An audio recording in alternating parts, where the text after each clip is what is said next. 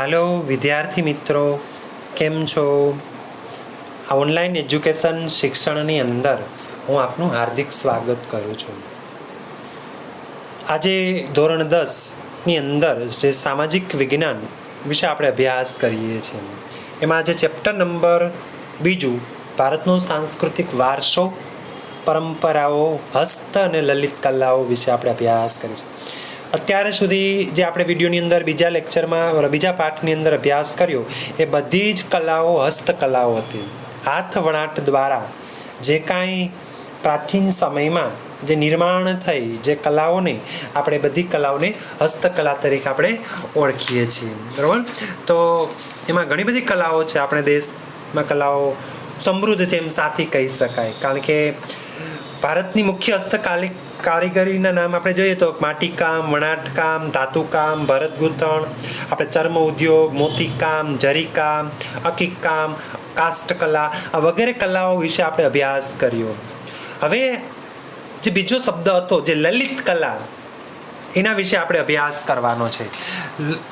લલિત કલા એ ગાયન અને વાદન, આપણે 3 પ્રકારે આપણે આ દ્વારા જે નૃત્ય કલા, ગાવું, વાદન, આ 3 બાબતોને ધ્યાનમાં રાખીને જે કલાઓનું નિર્માણ થયું એને આપણે લલિત કલા તરીકે આપણે ઓળખી શકાય. ખ્યાલ આવ્યું? તો ભારતની અંદર ઘણી બધી કલાઓ છે એ નિર્માણ થયું. તો હવે આપણે ભારતની લલિત કલાઓ વિશે આપણે અભ્યાસ કરશું. ખ્યાલ આવ્યું? જે પ્રાચીન સમયથી જ ઘણા બધા નૃત્યો, ઘણા બધા સંગીતો આપણે કહીએ એના વિશે આપણે અભ્યાસ કરવાનો છે. તો જોઈએ આપણે ભારતની લલિત કલા. તમારે ઘણી વખત એમ પણ પૂછાય પ્રશ્ન કે પ્રાચીન ભારતના કલા વારસામાં આપણે સંગીત ક્ષેત્રનું પ્રદાન સમજાવો. જે આપણે જોશું સંગીત કલા વિશે ત્યારે એવી રીતે આ પ્રશ્ન પૂછાશે.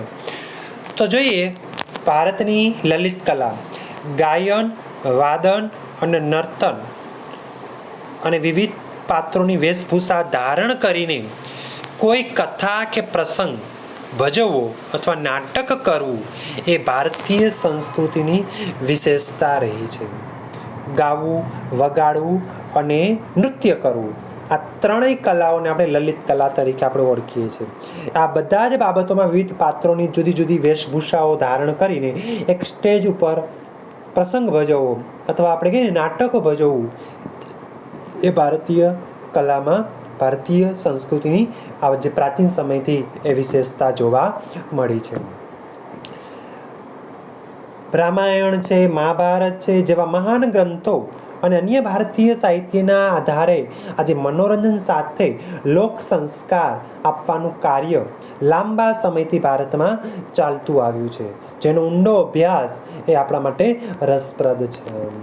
આપણે જે કંઈ મોટા મોટા ગ્રંથો છે, મહાન રામાયણ છે, મહાભારત છે, આ જે ગ્રંથોની અંદર પણ આપણને એક પ્રકારનું મનોરંજન મળે. આપણે ઘણા બધા જો ટેલિવિઝનની અંદર, દૂરદર્શનની અંદર ઘણા બધા એક પ્રકારનું સાહિત્યને આધારે આપણને મનોરંજન મળે છે અને એના થકી એક લોક સંસ્કાર એ આપણને પ્રાપ્ત થયું.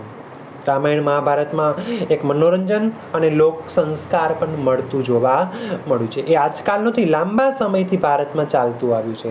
રામાયણ આજે વિખ્યાત વાલ્મીકી લૂંટારો ત્યારના સમયની અંદર આ રામાયણ લખાયેલી છે.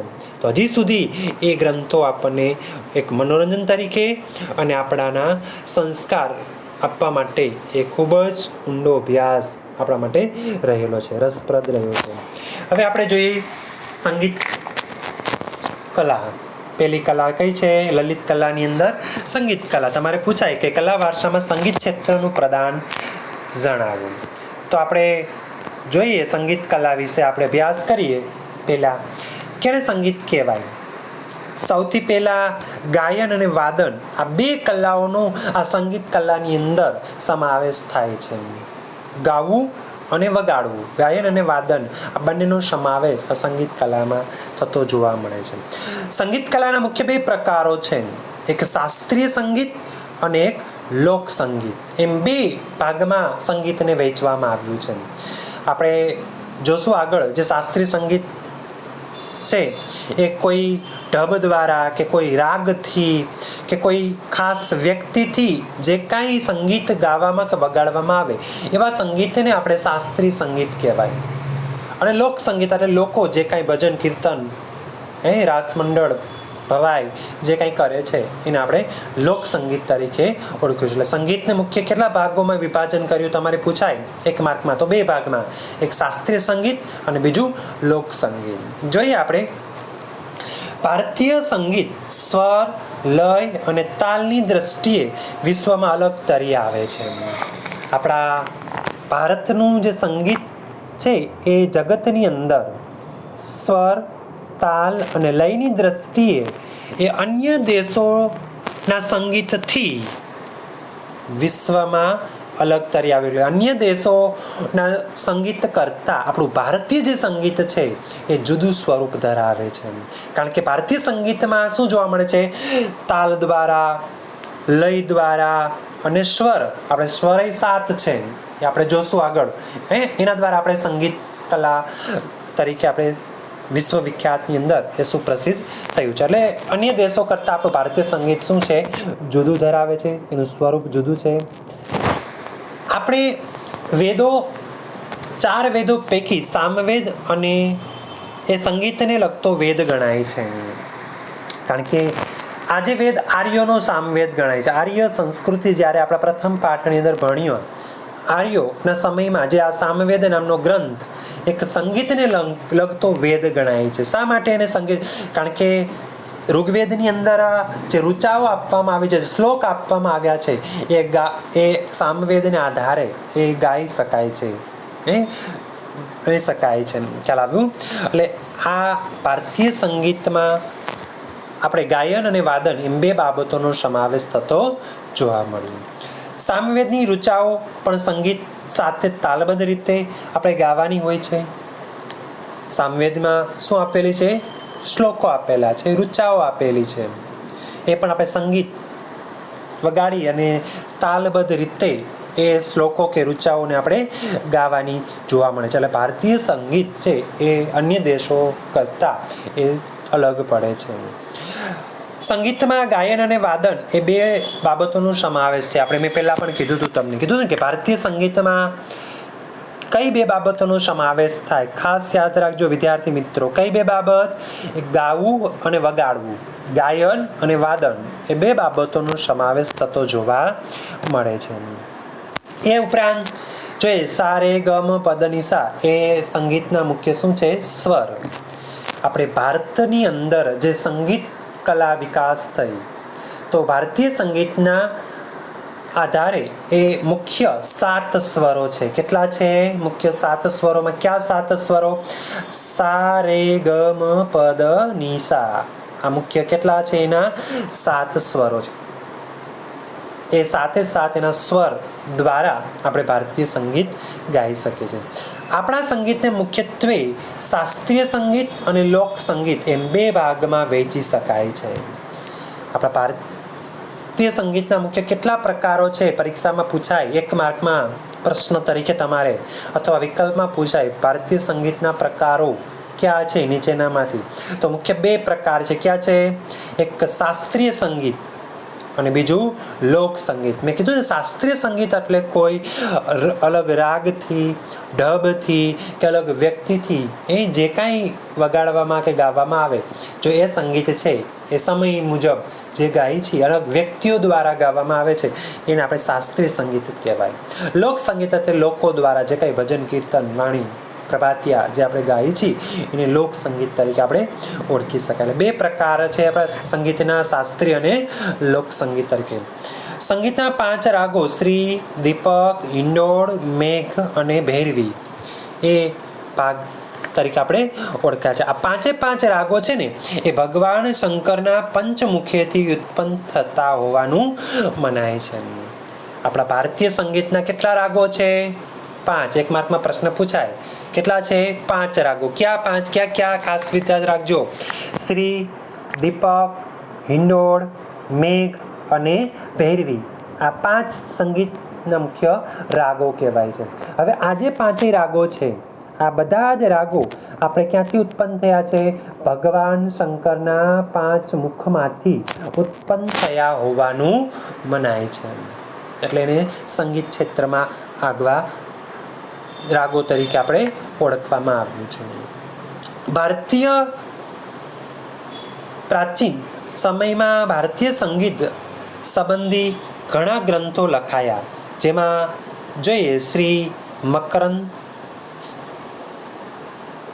સંગીત મકરંદ, સંગીત રત્નાકર અને સંગીત પારિજાત. આનો પરિચય આપણે નીચે મુજબ જોશું.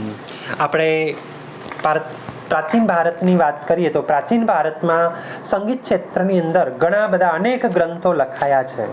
તેમાંના મુખ્ય 3 ગ્રંથો આ અહીં આપણે અભ્યાસ કરવાનો છે. કયા મુખ્ય 3 ગ્રંથો છે? એક સંગીત મકરંદ, સંગીત રત્નાકર અને સંગીત પારિજાત. એ ગ્રંથો વિશે આપણે અહીં અભ્યાસ કરશું. ખ્યાલ આવ્યું? તો સંગીત ક્ષેત્રની અંદર આ કળા અહીં વિકાસ પામી છે. એની મુખ્ય 2 પ્રકારો છે, શાસ્ત્રીય સંગીત અને લોકસંગીત. એ સ્વર, તાલ અને લયની દ્રષ્ટિએ ભારતનું સંગીત એ વિશ્વના અન્ય દેશો કરતાં જુદું પડે છે. સંગીતના મુખ્ય 7 સ્વરો છે, સા રે ગ મ પ દ ની. એ 7 સ્વરો દ્વારા આપણે સંગીતનો ઉપયોગ કરીએ છીએ. અને ઘણા બધા આપણા ભારતની અંદર સંગીતના અનેક ગ્રંથો લખાયા છે. એમાં મુખ્ય ગ્રંથો 3 વિશે અહીં આપણે અભ્યાસ કરશું. તો જોઈએ એમાં આ સંગીત વગાડવા માટેના સાધનો, સંગીતના સાધનો કહેવાય.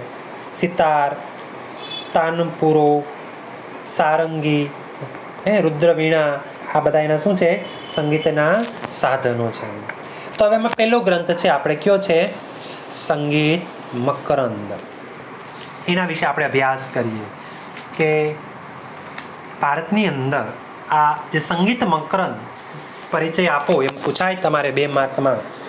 તો આ જે ગ્રંથ છે એ સંગીત મકરંદ એ પ્રાચીન ભારતનો સંગીત ગ્રંથ ગણવામાં આવ્યો છે. આદિકાલનો આ ગ્રંથ લખાણો નથી. કોને લખેલો છે આ ગ્રંથ? પંડિત નારદે લખેલો છે. કોને લખેલો છે? નારદ નામના સંગીત શાસ્ત્રીએ તેની રચના કરી છે. અને આજકાલની આને જો સંગીત શાસ્ત્રના જ્ઞાતા એટલે રચિયાતા પંડિત નારદે ઈસવીસન 900 આ ગ્રંથ લખાયેલો જોવા મળ્યો છે. ક્યારે આ ગ્રંથની રચના થઈ? ઈસવીસન 900 આસપાસ શ્રી પંડિત નારદ નામના સંગીત શાસ્ત્રીએ તેમની રચના કરી છે. આજથી 900, અત્યારે તો કેટલામી સદી હાલે છે? 21મી સદી હાલે છે. 900ની આસપાસની વાત છે. ત્યારે આ ગ્રંથનું નિર્માણ થયું, ત્યારે આ ગ્રંથની રચના કરી. કોને રચના કરી છે સંગીત મકરંદ ગ્રંથની? પંડિત નારદે. ખાસ યાદ રાખજો વિદ્યાર્થી મિત્રો. એટલું જ નહીં, આ ગ્રંથમાં જાતિ, ગાયન અને વિવિધ રાગ રાગિણીનું વિવેચન કરવામાં આવ્યું છે. સંગીત મકરંદની અંદર આમાં ઘણા બધા રાગો અને જાતિ અને ગાયન રાગિણીનું પણ ઉલ્લેખન કરવામાં આવ્યું છે. એ ઉપરાંત જોઈએ તો તેમાં 19 પ્રકારની વીણા અને 101 પ્રકારના તાલનું વર્ણન છે. સંગીત મકરંદ ગ્રંથમાં શું વધારે છે? 19 પ્રકારની વીણા વગાડવામાં આવી છે. આપણે આગળ જે સાધનો જોઈએ ને સંગીતના સાધનોમાં 19 પ્રકારના દ્વારા એમાં વીણાનો ઉપયોગ કરીને આ ગ્રંથનું નિર્માણ થયું છે. તથા 101 પ્રકારના એમાં તાલ જણાવ્યા છે. અને જે આપણે હાલના સમયમાં એનો આપણે ઉપયોગી બની છે. આ ગ્રંથ આપણે એનો ઉપયોગ દ્વારા આપણે તાલ દ્વારા, રાગ દ્વારા, એ વાજિંત્રો વીણા દ્વારા આપણે આ સંગીત મકરંદનો ગ્રંથનો ઉપયોગ કરીને આપણે એનું વર્ણન હજી સુધી આપણે ઉપયોગ કરતા આવ્યા છે. તો આ તો આપણો સંગીત મકરંદ ગ્રંથ 19 પ્રકારની વીણા અને 101 પ્રકારના તાલનું નિર્માણ આ મકરંદમાં કર્યું છે. પંડિત નારદે 900ની આસપાસ આ ગ્રંથને લખેલો જોવા મળ્યો છે. ખ્યાલ આવ્યું? ત્યાર પછી બીજો છે ગ્રંથ સંગીત રત્નાકર. પંડિત સારંગદેવે આ ગ્રંથની રચના કરી છે, રત્નાકરની. ઘણા બધા સમયમાં આ ગ્રંથનું નિર્માણ, એ પ્રાચીન સમયનો જ ગ્રંથ છે. સંગીત રત્નાકર એ આજકાલનો નથી, એ પણ જૂના પ્રાચીન ભારતનો સંગીત ગ્રંથ માનવામાં આવે છે. રત્નાકર સંગીત શાસ્ત્રોમાં તજજ્ઞ પંડિત સારંગદેવે આ ગ્રંથની રચના કરેલી. દૌલતાબાદ દેવગીરી નિવાસી હોઈએ ને તેઓ ઉત્તર ભારત અને દક્ષિણ ભારતના સંગીતથી સુપરિચિત હતા. સંગીત રત્નાકર સંગીત શાસ્ત્રના તજજ્ઞ કહેવાય છે. એવા કોણ તજજ્ઞ એટલે હોશિયાર, કાબેલ પંડિત સારંગદેવ. કોણ છે આ ગ્રંથના રચયિતા? પંડિત સારંગદેવ. તેની રચના કરેલી છે. આ ગ્રંથનું નિર્માણ પંડિત સારંગદેવે કરેલું જોવા મળ્યું છે. તેઓ દેવગીરી એટલે દૌલતાબાદ, આપણે કહીને દૌલતાબાદ અથવા દેવગીરી પણ કહેવાય, માં રહ્યા હતા. પોતે નિવાસી હોય એટલે નિવાસી, દેવગીરીના નિવાસી છે, અહીંયા રહેલા છે હોવાથી ઉત્તર ભારત અને દક્ષિણ ભારતના સંગીતથી એ પરિચિત હતા. દૌલતાબાદ રહ્યા હતા, દક્ષિણ નીચે દેવગીરીની અંદર રહેતા, અને કેનો પરિચય મેળવ્યો? ઉત્તર ભારત અને દક્ષિણ ભારતના સંગીતથી પરિચિત હતા, જાણતા હતા. દક્ષિણ ભારતના સંગીતથી સુપરિચિત હતા કહેવાય ને, એ સંગીત ક્ષેત્રમાં એને નિપુણ હતા. પંડિત વિષ્ણુ નારાયણના ભાતખંડે સંગીત રત્નાકર ને ભારતીય સંગીતનો સૌથી વધુ પ્રમાણભૂત ગ્રંથ ગણાવે છે. ત્યાર પછી વધારે ગ્રંથનું નિર્માણ કર્યું પંડિત વિષ્ણુ નારાયણ ભાતખંડે. કોને? પંડિત વિષ્ણુ નારાયણ ભાતખંડે આ સંગીત રત્નાકરને એક સંગીતનો સૌથી વધારે પ્રમાણભૂત ગ્રંથ ગણાવે છે, મહત્વનો ગ્રંથ ગણાવે છે. કેને? સંગીત રત્નાકરને. કોણ ગણાવે છે? પંડિત વિષ્ણુ નારાયણ ભાતખંડે. એને મહત્વનો ગ્રંથ કીધું. સૌથી વધુ ભારતીય સંગીતનો સૌથી વધારે પ્રમાણભૂત ગ્રંથ માન્યો છે વિષ્ણુ નારાયણ ભાતખંડે, એવું કીધું છે. તેથી તે સંગીતના અંગો સમજવા માટે આ ગ્રંથ બેજોડ ગણાય છે. આપણે જે કાંઈ સંગીત વિશે અભ્યાસ કરવો હોય, સંગીતના અંગો સંપૂર્ણપણે સમજવા હોય, સમજાવવા માટે આ સંગીત રત્નાકર ગ્રંથ એ આપણા માટે ખૂબ જ ઉપયોગી છે, અજોડ ગણાય છે. તો સમજાણું, સંગીત રત્નાકર ગ્રંથ એ પણ મહત્વનો જ ગ્રંથ છે. ત્યાર પછીનો ગ્રંથ છે આપણો ત્રીજો સંગીત ક્ષેત્રની અંદર, સંગીત પારિજાત ગ્રંથ તરીકે આપણે એનું કહ્યું. પંડિત અહોબલે ઈસવીસન 1665માં ઉત્તર હિન્દુસ્તાનની સંગીત પદ્ધતિ માટે આ ખૂબ જ મહત્વના ગ્રંથની રચના કરી હતી. આપણે સંગીત પારિજાત નામના ગ્રંથ એ પણ ખૂબ જ મહત્વનું સ્થાન ધરાવે છે. બધા જ સંગીત ગ્રંથોમાં કેનું મહત્વનું સ્થાન છે? આ સંગીત પારિજાતોનું. એ ખૂબ જ મહત્વના ગ્રંથની રચના કરી છે. કોને? પંડિત અહોબલે. કઈ સાલમાં? ઈસવીસન 1665માં પંડિત અહોબલ નામના વ્યક્તિએ ઉત્તર હિન્દુસ્તાનની સંગીત પદ્ધતિ કહેવા માટે છે અને એ માટે આ ગ્રંથ લખ્યો હતો. કયો? સંગીત પારિજાત. અને બધા સંગીત ગ્રંથોમાં સંગીત પારિજાત નામનો ગ્રંથ ખૂબ જ મહત્વનું સ્થાન ધરાવે છે. એ કાંઈ જેવો તેવો આ સંગીત પારિજાત ગ્રંથ નથી.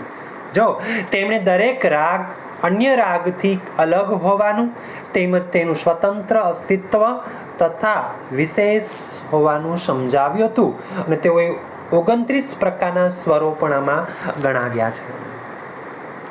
પંડિત અહોબલે તેમણે વિવિધ રાગોનું એક મહત્વનું લક્ષણ જણાવ્યું છે કે આ બધા જ રાગો છે ને એ એકબીજાથી પોતાનું અલગ છે, સ્વતંત્ર વ્યક્તિત્વ અને વિશિષ્ટતા ધરાવે છે. અલગ રાગો તેમણે વિવિધ રાગોનું એક મહત્વનું લક્ષણ ધરાવે છે. જુદા જુદા રાગો છે અને એને કેટલા રાગો સ્વર દર્શાવ્યા છે? 29 સ્વર, 29 પ્રકારના સ્વરો ગણાવ્યા છે તેમણે, પંડિત અહોબલે. ખ્યાલ આવ્યું? કીધું ને, 29 પ્રકારના સ્વરો એને ગણ્યા છે અને બધા જ સ્વરો સ્વતંત્ર અસ્તિત્વ ધરાવે છે. એના કંઈક ને કંઈક એની વિશેષતા છે. એ મુખ્ય પારિજાત ગ્રંથમાં લખેલી છે. અલાઉદ્દીન ખિલજીના સમયમાં અમીર ખુસરો શાયરી અને સંગીતના પ્રદાનને લીધે તૃતીય હિન્દ તરીકે વિખ્યાત થયા હતા.